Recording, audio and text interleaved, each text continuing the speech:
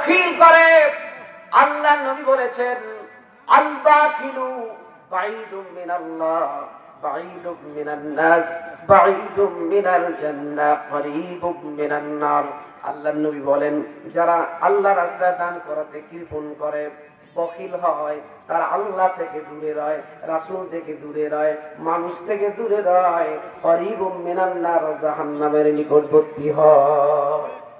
আবার পক্ষান্তরে আল্লাহ নবী বলছেন, যারা দানবীর হয়, যারা আল্লাহর খুশির জন্য, যারা নিজের অর্জিত সম্পদ আল্লাহ রাস্তায় ভালো কাজে, কল্যাণ কাজে, মানবিক কাজে যারা নিজের হাতকে সম্প্রসারিত করে, আল্লাহর নবী বলেন আস-সাকিউ কারীবুম মিনাল্লাহ, ওই ব্যক্তি হয় আল্লাহর নিকটবর্তী। বলেন সুবহানাল্লাহ।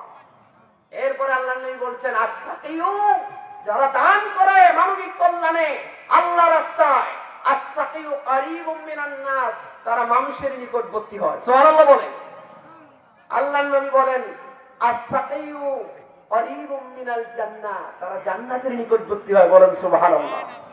তবে যারা দান করে তারা বাঈদুম মিনান নার, জান্নাত জাহান্নাম থেকে তারা দূরে রয়। বলেন সুবহানাল্লাহ।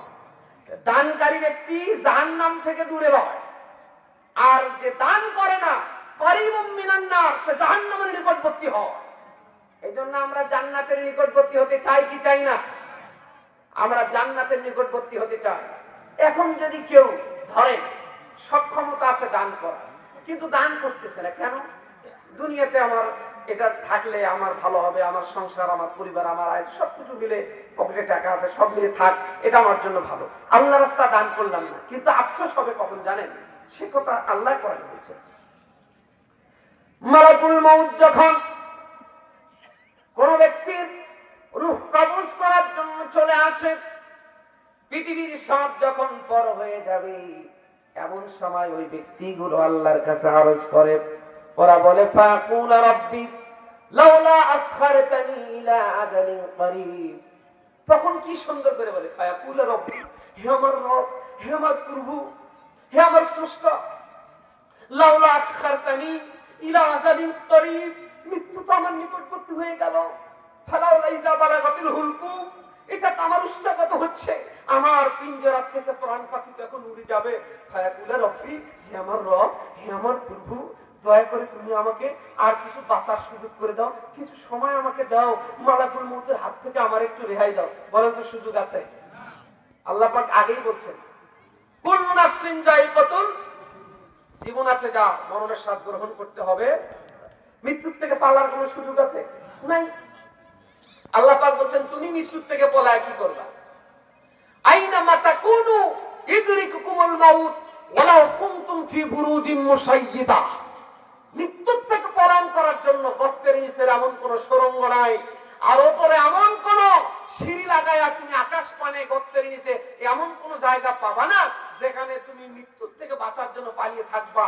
সেখানে গিয়ে মালাকুল মউত তোমার সাথে আসসালামু আলাইকুম মোলাকাত করে ছাড়বে, সেটা আবার নির্দিষ্ট টাইমের ভিতরে। ইজা জাজালুহুম লা ইস্তাখিরুনা সাআতা ওয়া লা ইস্তাকদিমুন, এক সেকেন্ড আপিস হবে না। ওই সময় আমরা বলবো আল্লাহ আমারে যদি আরেকটা সুযোগ দেন, যদি আমারে বাঁচার সুযোগ দেন। আল্লাহর কাছে 60 বছর দিলাম, তা কি করছো?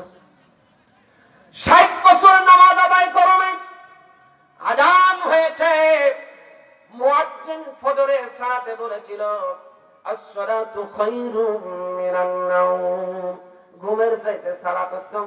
তুমি ল্যাপটাকে জড়ায় নিয়ে বলেছো ঘুমই উত্তম। তো 60 বছরের চিন্তা করলাম না যে তোমার হায়াত ফুরিয়ে যাচ্ছে, তো এখন যে চাও, এখন চাই কি করবা? কি সুন্দর ওয়াজ করি আল্লাহ, আল্লাহর কাছে ওয়াজ করে কোন সময়? যখন টাইম নাই। কি নাই? টাইম নাই। তখন বলতেছে আল্লাহ যদি আমার মালাকুল মউতের হাত থেকে একটু বাঁচার সুযোগ করে দাও, ফাসাদদাক ওয়া কুম মিনাস সালিহিন। আজকের তেলাওয়াত আয়াত 11 নম্বর আয়াত, 10 নম্বর আয়াত বলছে যে আল্লাহ ফাসাদদাক, তুমি যদি আমারে বাঁচায় দাও। এই কথা আর বলেন আল্লাহ তুমি যদি আমারে বাঁচায় দাও, বেটার নামে 1 বিঘা করব, বালারহাটের পাশে জমি কিনবো, মিঠাপুকুরে বাড়ি করবো, রংপুরে জমি নেবো। এই কথা কেন? আল্লাহ 5 টাকা যদি আমার একটু বাঁচাও, আমি খালি দান করবো আল্লাহ, আমি খালি দান করবো। হাই দি দানবীর কখন বলে সে কথা? যখন মৃত্যুর সময় নিকটবর্তী। আরো একটা মারাত্মক কথা, কি কথা জানেন? কয় আল্লাহ খালি দানই করবো না, ওয়া কুম মিনাস সালিহিন, আল্লাহ গো আর কোন মানব রচিত মতবাদে ছুটবো না। ধর্মনিরপেক্ষ মতবাদ, কমিউনিজম, সোশ্যালিজম, ক্যাপিটালিজম, মানুষের মন গড়া মতবাদে মরিচিকার পিছনে ছুটবো না। আল্লাহ গো যদি আমারে বাঁচায় দাও, ফাসাদদাক, আমি তোমার রাস্তা দানকারী হব, ওয়া কুম মিনাস সালিহিন, আর সৎ নেককার লোকদের দলভুক্ত হইয়া যাব। আল্লাহ কয় এটা তো তোমার মৃত্যু আসার আগ থেকেই হওয়ার কথা, তো এত লেট কেন? ঠিক কিনা তো?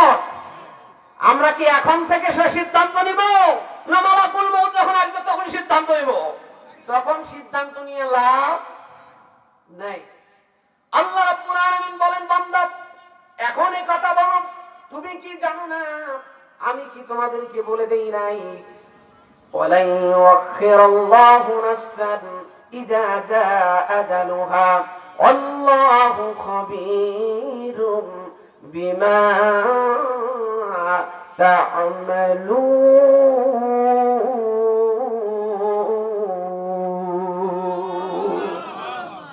আল্লাহ পাক বলেন, ওয়ালাই ইউআখিরাল্লাহু নাফসান, কোন নফস, কোন আত্মার জন্য এরকম সিদ্ধান্ত নাই যে তোমার মৃত্যুর সময় আল্লাহ নির্ধারণ করে দিয়েছে এখন তুমি চাইবা আর আল্লাহ তোমাকে বাড়াই দিবে।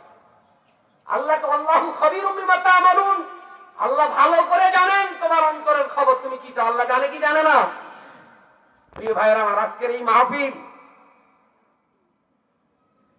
কিসামত জালাল মন্ডল করা জামে মসজিদ, ঈদগাহ মাঠ এবং কবরস্থানের উন্নয়ন কল্পে তাফসীরুল কোরআন মাহফিল, এই উন্নয়ন হোক, এটা আমরা চাই কি চাই? কারা কারা চাই না যে উন্নয়ন না হোক তার হাত তুলুন।